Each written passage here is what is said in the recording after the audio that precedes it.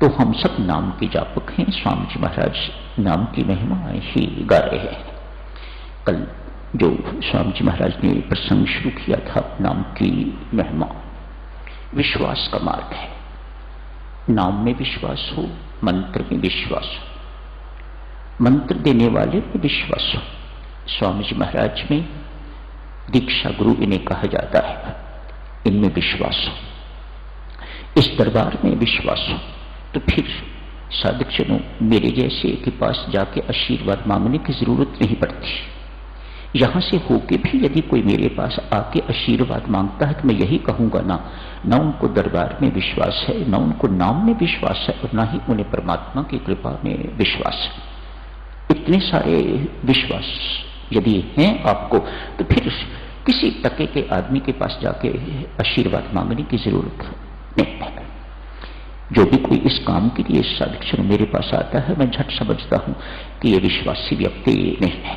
इसी आदमी में तो विश्वास है, लेकिन परमात्मा और परमात्मा की कृपा में विश्वास नहीं है। विश्वास तो नाम में होना चाहिए, मंत्र में होना चाहिए, परमात्मा की कृपा में होना चाहिए विश्वास। इस दरबार में विश्वास होना चाहिए।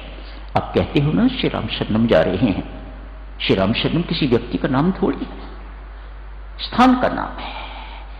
ये चीज हमें कहां से मिली? श्री राम शरणम से मिली। अब यही कहते हो ना, ये हमें ये सब कुछ जो कुछ मिला है, जो कुछ आज हमें है, वह श्री राम शरणम से हमें प्राप्त हुआ है।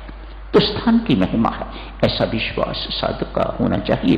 तो फिर आप सिरसा से आए हो, रेवाड़ी से आए हो, इधर से आए हो, उधर से आए हो, तो फिर जगह जगह टक्करे मारने की जरूरत नहीं पड़ती, जगह जगह जाके आशीर्वाद मांगने की जरूरत नहीं पड़ती।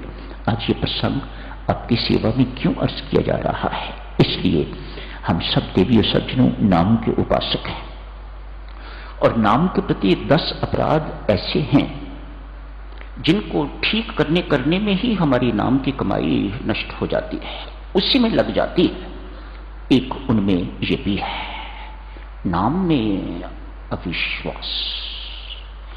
नाम के प्रति यदि भ्रम हो जाए साधक जनों, अविश्वास हो जाए, जैसे परमात्मा की कृपा का पात्र कौन? जिस व्यक्ति को परमात्मा की कृपा पर विश्वास है। आपका विश्वास हिला नहीं तो परमात्मा की कृपा उड़ी नहीं। ठीक इसी प्रकार से ये बात नाम के लिए भी साधक जनों सत्य है। नाम की कृपा में, नाम भगवान है।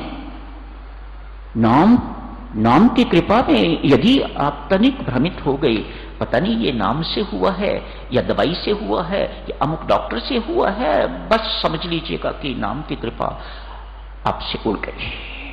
आपको इस अपराध के बदले इस अपराध को ठीक करने के लिए बहुत सारी नाम की कमाई करनी पड़ेगी, तब जाकर ये अपराध परमात्मा क्षमा करेंगे, नाम भगवान क्षमा करेंगे। 10 अपराध हैं साधक जनों नाम के प्रति। एक मुख्य अपराध आपके सामने रखा है, दूसरा इतना ही मुख्य। इन दोनों के लिए संतों महात्माओं ने कहा है, इन 2 अपराधों पर राम रुष्ट हो जाते हैं। ये शब्द इनके लिए प्रयोग किए हुए हैं, और फिर उन्हें मनाना इतना आसान नहीं है। एक दफा राम रुष्ट हो गए, उन्हें मनाना इतना आसान नहीं है।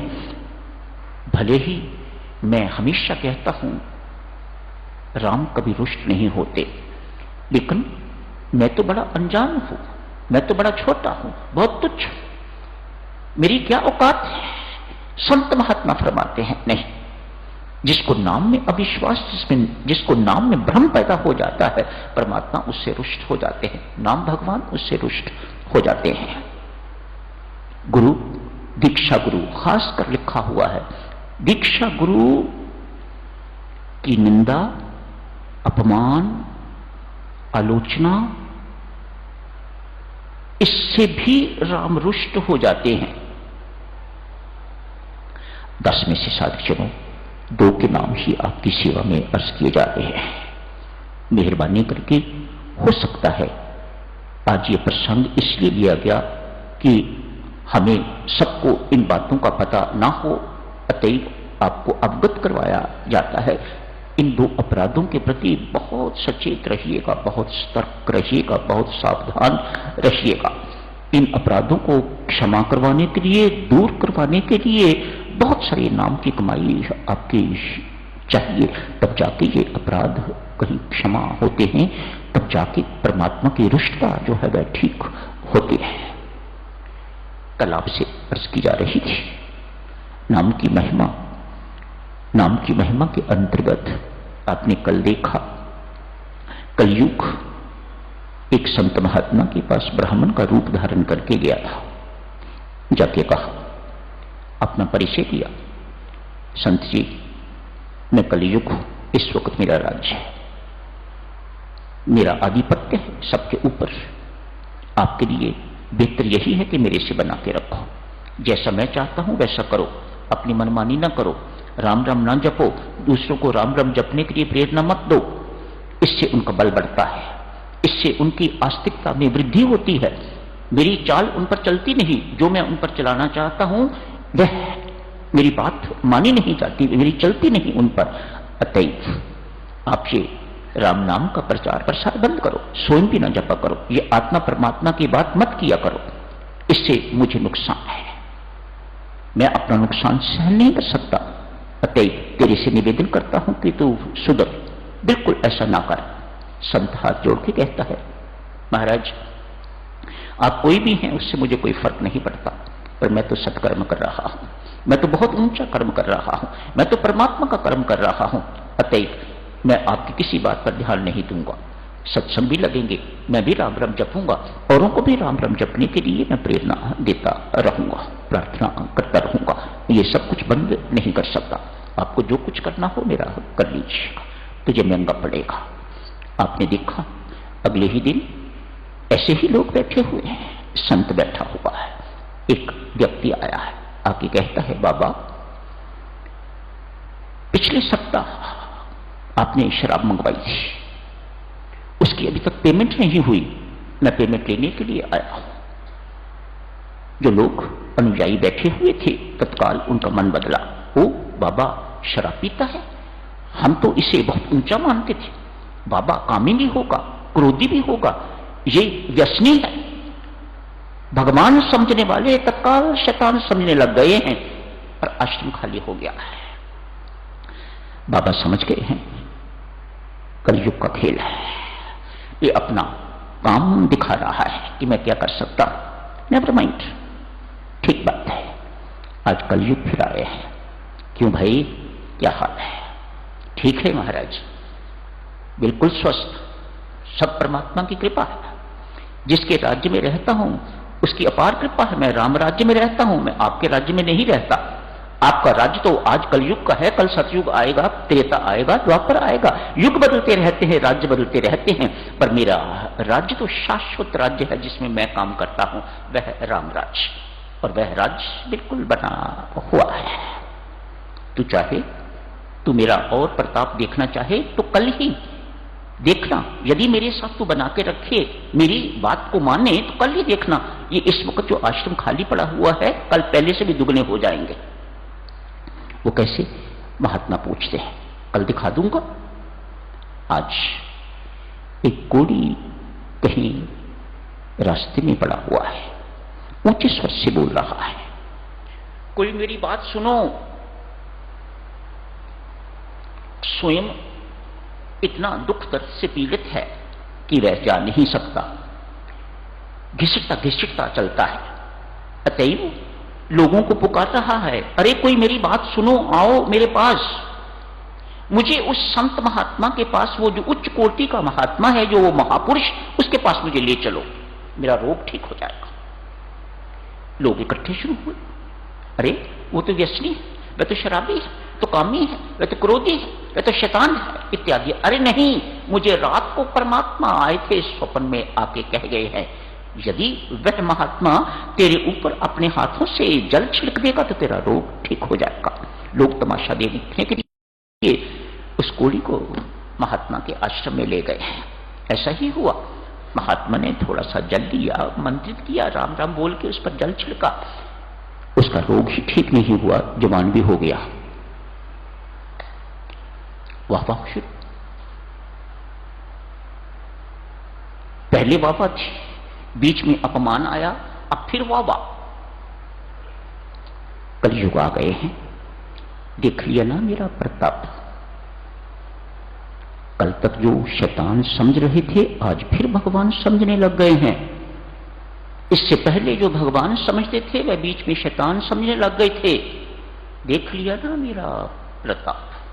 संत कहते हैं देख लिया।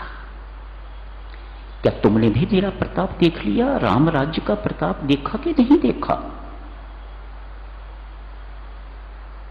तो मान दे, अपमान दे, सम्मान दे, यश दे, अपयश दे, सफलता दे, असफलता दे, राम राज्य में रहने वाला बंदा उसे कोई फर्क नहीं पड़ता। ये राम नाम का प्रताप है, ये राम नाम की महिमा है। दुख प्रूफ हो जाता है, शोक प्रूफ हो जाता है, मान अपमान प्रूफ हो जाता है। जैसी घड़ी वाटर प्रूफ, शॉक प्रूफ, इसी प्रकार से राम नाम जपने वाला व्यक्ति दुख प्रूफ हो जाता है, शोक प्रूफ हो जाता है, अपमान प्रूफ हो जाता है, तिरस्कार प्रूफ हो जाता है। यदि नहीं हुआ तो यही कहना होगा अभी और अधिक नाम जपने की आवश्यकता है ताकि आप इस जगह तक पहुंच सको जहां में संत महात्मा पहुंचा हुआ है। खूब नाम जपते रहना है साधक सुनो, इतना ही काम है हमारा। बाकी तो ये विश्वास रखिएगा नाम भगवान करेगा, नाम भगवान करेगा। सत्य तो ये है जो हम जप करते हैं वे भी वही करवाते हैं। ऐसा विश्वास हो तो उन्नति प्रगति बहुत तेज हो जाती है। मैं आ जाती है बीच में, मैंने इतना जप किया, अनुष्ठान रखा हुआ था, इतने करोड़ का, इतने लाख का, इत्यादि इत्यादि। जहां मैं बीच में आ जाती है देवियों सज्जनों, वहां परमात्मा पीछे हट जाता है। ठीक है भाई, तो